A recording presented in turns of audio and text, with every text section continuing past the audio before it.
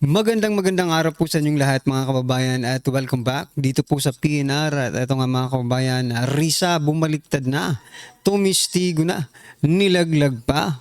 Yan mga kababayan, patungkol po riyan ang ating aalamin at bibigyan ng komento ngayong araw na ito. Pero bago pong lahat, kung bago ka pa lang at di pa po nakapag-subscribe sa ating munting channel, please don't forget to subscribe at palike na rin po ng video ito. Maraming salamat po at ito na nga, simulan na po natin to. Sawala ang bayan ko sa nananakaw na ako.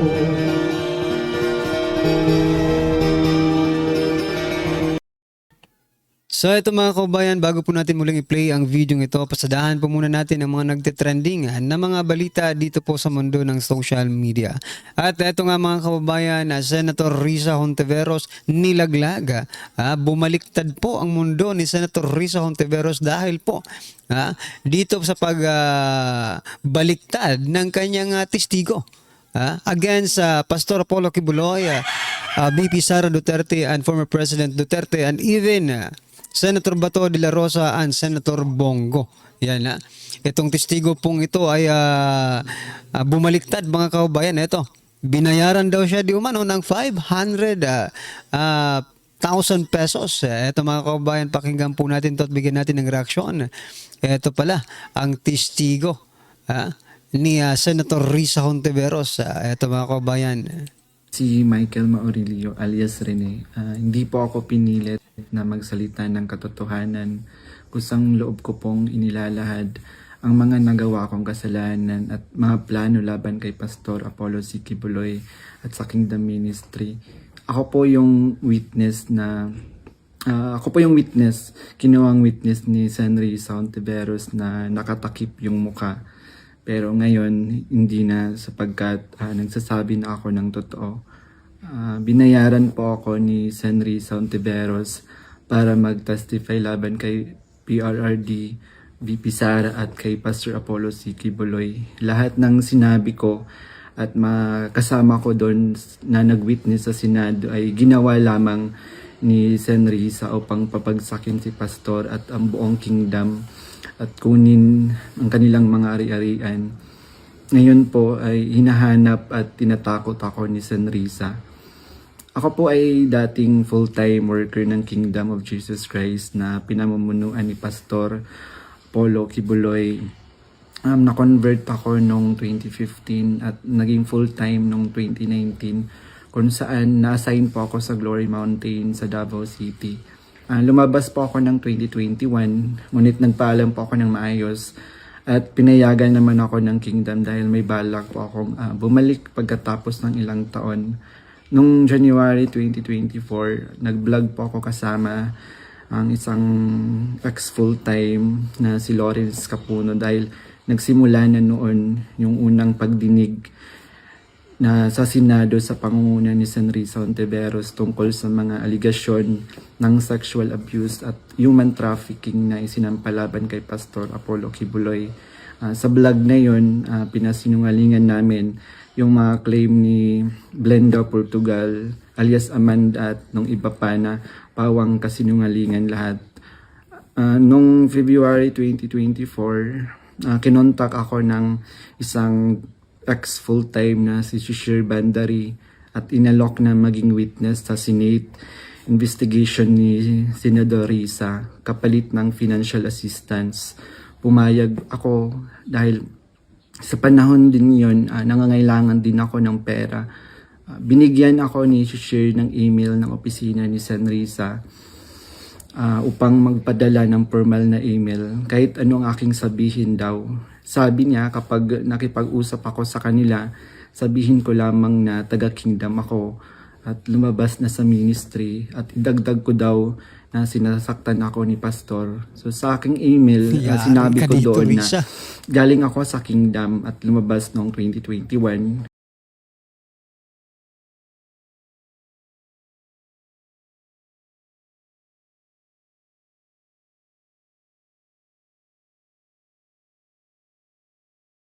So yan mga kababayan, loading. Pero eto po yung yung testigo mga kababayan na kung saan talagang bumaliktad siya ngayon, no? nangangailangan daw siya ng pera noon kaya kinagat niya yung offer ni Senator Risa Hontiveros. So, alam mo, ikaw, bata pa to. Tingnan nyo, medyo bata pa mga kababayan. Pero, bakit mo naman nagawa yun? Di ba? Kung nangangailangan ka ng pera, pwede ka namang humingi ng tulong sa kanila.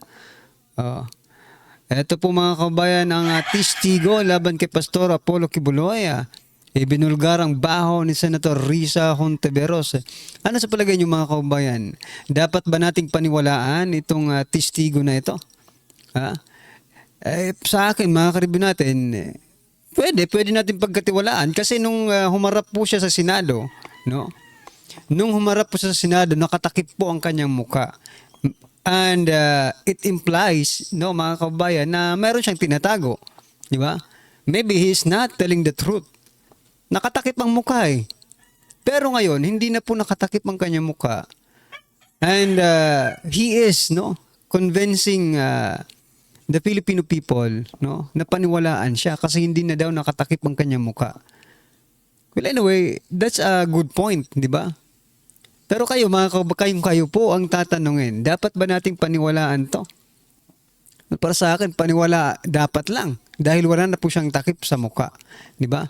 Yung mga hindi lang nagsasabi ng totoo, yung mga nakatakip po ang mukha, no? Naka-face mask, naka-sunglass, wala namang araw sa loob ng Senado. Okay? Anyway, yan, hindi rin na rin bago to, di ba? Hindi na bago sa atin itong mga ginagawa ni Senator Risa Hontiveros na mga ganyan nagbabayad ng mga ng mga witness na yan, di ba? Malamang sa malamang yung sa Pogo. Ay nako, wag na natin pag-usapan yon, maybe. Alright, ano pong inyong masasabi dito mga kababayan? Comment nyo na lang po at ito pasadahan din po natin itong si Claire Castro at si BP Sara. No? Sabi po dito ni BP Sara, he has not followed through with any of his campaign promises. Pinatatamaan po dito si President Bongbong Marcos Jr. Sabi pa po dito, well, budol in English is scam. We are not surprised. He has the hallmark of a scammer. Okay, sabi naman po dito niya, nasa ibang mundo na naman ito. Pasensya na kayo dito kay Attorney Claire Castro. Sabi niya po dito, budol talaga. Hindi ko alam kung sino ba ang nang budol. Hindi natin alam kung sino ba ang nang bubudol. Sa nakikita natin sa pagtatrabaho ng Pangulo, sa pag-uutos sa amin na focus sa trabaho at hindi pamumulitika, sino ba talaga ang nambubudol? Ay nako, focus sa trabaho at hindi pamumulitika. Politika po. Araw-araw ang inyong ginagawa. Pamumulitika po, araw-araw ang inyong ginagawa. Wag mo kaming sa ka rin nambubudol ka rin no? Gusto mong maniwala ang taong bayan na hindi kayo namumulitika. Araw-araw nyong sinisiraan, araw-araw nyong tinitira, araw-araw nyong dinudurog at araw-araw nyong gustong ipin down ang mga Duterte. Di ba? Ay nako, hindi na po epektibo, no? Yung si Claire Castro, hindi na po epektibo yung itong mga ganitong phrases na ito, itong statement na ito. Wala nang naniniwala sa inyo. Sa totoo lang. Kasi lagi, sabi nga ni Vice President Sara Duterte, garbage in, garbage out. Okay, ano pong inyong masasabi dyan? I-comment nyo na lang. At ito si Castro rin. Sabi po ni Castro, the President said, we expect that from the Dutertes because they are pro-China. At ang Pangulo po ay pro-Philippines. Nako naman. Tinawag ng palasyo na pro-China ang mga Duterte habang pro-Philippines naman si Pangulong Ferdinand Bongbong Marcos Jr. Eto kung pro-Philippines ka, dapat mahal mong Pilipinas. Diba? Dapat lahat ng ginagawa mo, iniisip mong taong bayan. Diba? Yung tinatawag nyong pro-China, sila po ang may malasakit, no? Inuuna ang taong bayan bago sarili. Kayong tinatawag niyong mga sarili ninyong pro-Philippines, kayo itong mga nangungurakot. Kayo itong nagpapahamak sa Pilipinas. Bakit natin nasasabing nagpapahamak? Lubog na po ang Pilipinas sa utang, di ba? Kaliwat ka ng utang. Oh, hindi ba yan pagsira sa Pilipinas? Pro-Philippines yan, ha? Yung pro-China na sinasabi nila, mahal po ang mga Pilipino. Itinaya ang sariling prinsipyo, maging kanyang buhay, no? Para maging tahimik ang Pilipinas. Pero tinatawag po nilang pro-China, mga kababayan. Hindi kaya, ay nako, wag na nga natin pag-usapan ito. Kayo mga kababayan, naniniwala ba kayo dito sa sinasabi ni Claire Castro? That the Duterte are pro-China and the administration is pro-Philippines. Ayun ang yung masasabi dyan mga kababayan. At eto, pasadahan din po natin ito. May bago na po ba tayong presidente? Eto kasi, tingnan nyo. Di ba, nung nakarang administrasyon, sa panahon po ni former President Duterte, lagi natin nakikita si former President Duterte with this mga ganitong eksena. Di ba? Nakasalute sa mga armed forces natin. But today, at the present time, mga kababayan, at the present administration, bakit si Romualdez po, yan isusumin natin bakit si Speaker Martin Romualdez ang gumagawa ng mga ganitong aksyon? Di ba? Is he the president? Siya na ba ang presidente ng Pilipinas? Okay, anyway, ang sabi po dito ang caption po ng image na ito, sabi po dito, AFP, nakahanda na ang mga assets kung sakaling lumala ang tensyon sa Middle East. Nako, sabi nga ni Atty. Rowena Guanzon, may air defense ba ang Pilipinas? Or napupunta lang sa AX tupad at patubig ni speaker, di ba? Handa. Pero anyway, mas mabuti na rin na handa tayo, di ba? Ang tanong nga lang, gaano tayo kahanda, mga kababayan? Alright? Ano pang inyong masasabi dyan, mga karibin natin, i-comment nyo na lang. At eto, pasadahan din po natin ito. PBBM patuloy pinapalakas kampanya sa bloodless war on drugs. Ayan tuni-tuniladang droga, mga kababayan, no? Etong balita, no? Ibinida ni Pangulong Ferdinand Bongbong Marcos Jr. ang pinakamalaking drug haul sa kasaysayan sa Pilipinas sa nakalipas na 6 na buwan. Okay. Di ba? Eto, ano ba ito? Pattern ba ito? Kasi nung una, di ba? Yung sa Alitagtag yata yun. Correct me if I'm wrong. Di ba? Tuni-tunilada din daw yun. Pero i-deliver lang sa checkpoint. Eto naman, pinaanod naman sa baybayin. Sa seashore, di ba? Teka lang. Bakit ganito? Parang dinideliver lang sa inyo yung mga droga. Di ba? Bloodless nga. Walang gulo. Wala man lang. Hindi.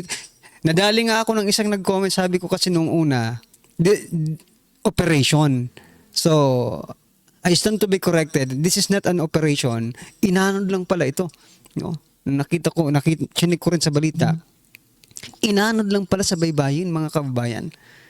So there is no such operation. There is no such war. Bloodless war. There is no such war. Even if it is bloodless. Meron bang ganung bloodless war? Parang sa social media lang tayo nakakaano ng ganyan. Anyway, what I'm trying to point out dito, mga kababayan, no? Pinalalakas ang kampanya. Paano nyo palalakasin? Wala nga taong nakuha. Wala nga kayong taong nahuli dyan . Even doon po sa Alitagtag, di ba? Tama ba? Yung driver, di ba, nakatakas?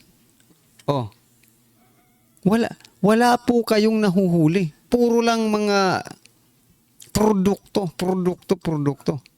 Ang problema, yung nakatakas, yung may-ari niyan, pwede pa rin gumawa at magpaanod ng paanod sa baybayin ng Pilipinas. Eto, napapaisip tuloy ang marami sa atin, no? Is it a drama? Drama lang po ba ito? Kasi hindi ka panipaniwala na itong mga ito ay pinaanod lamang dyan. Ang tanga-tanga naman ng may-ari nito. Bilyones. 10 billion mga kababayan pinaanod lang. Baka mabuwang na. Baka mabuwang yung may-ari nito sa sobrang pag-iisip. 10 billion pesos ang nawala sa kanila.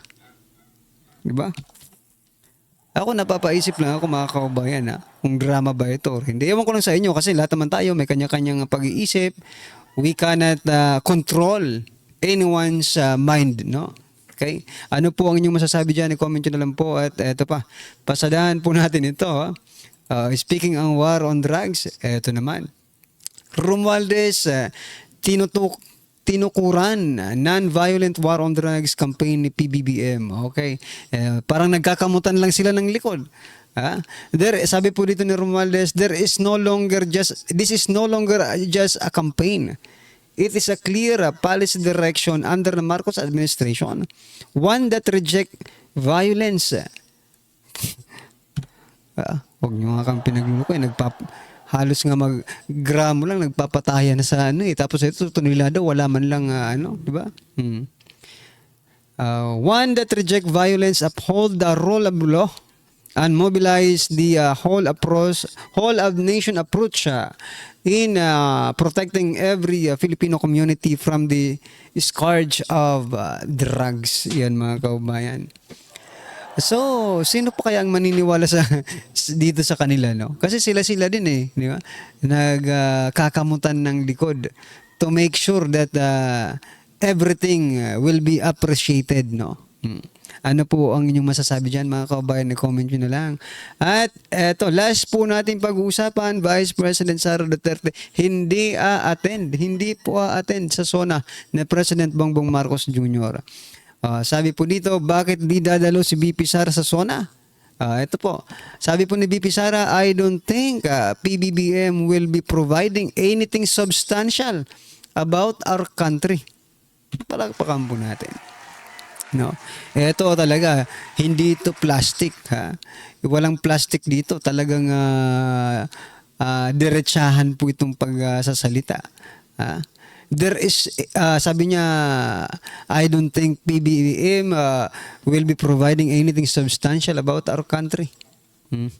Ano pong inyong masasabi dyan mga kababayan? Baka sa bagay, baka iniisip ni BP Sara, yung mga sasabihin ni PBBM sa SONA,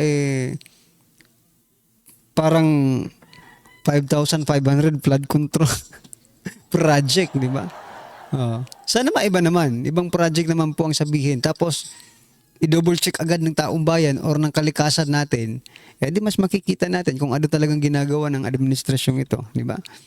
Anyway, eto na mga karibin natin. Pasadahan po natin ang video ito at bigyan po natin ng reaksyon. Eto na po.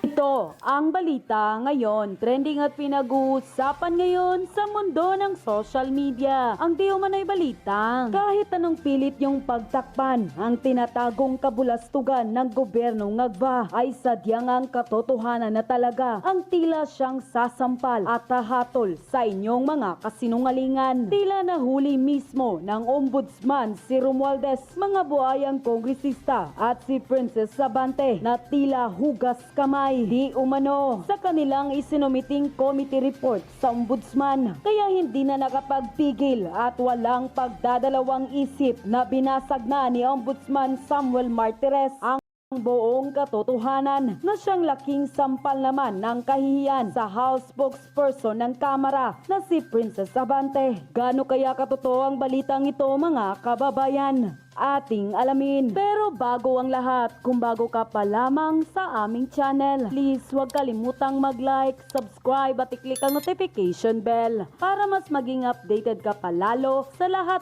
pa ng bagong video na i-upload namin. At ito na nga mga kababayan, tila palpak na naman sina Romualdez at ilang buayang kongresista at si Princess Abante dahil nahuli di umano mismo ng ombudsman at hugas kamay kasi base ngayon sa kanilang isinumiting committee report sa Ombudsman. Dahil ang sagot ni Princess Abante sa isang first release, sinasabi nilang hindi raw sila nag-file ng reklamo laban sa Vice Presidente na si Sara Duterte. Bakit niyo pinasa? At ayon pa kay Princess Abante, nag-forward lamang raw sila ng committee report at recommendation for filing. Pero tila nahuli mismo at tahasang bumuelta na hindi na nakapagpigil pa si Ombudsman Samuel Martires na itama ang di umano'y kasinungalingan. Kaya tila napahiya at nasampal ng katotohanan si Princess Abante.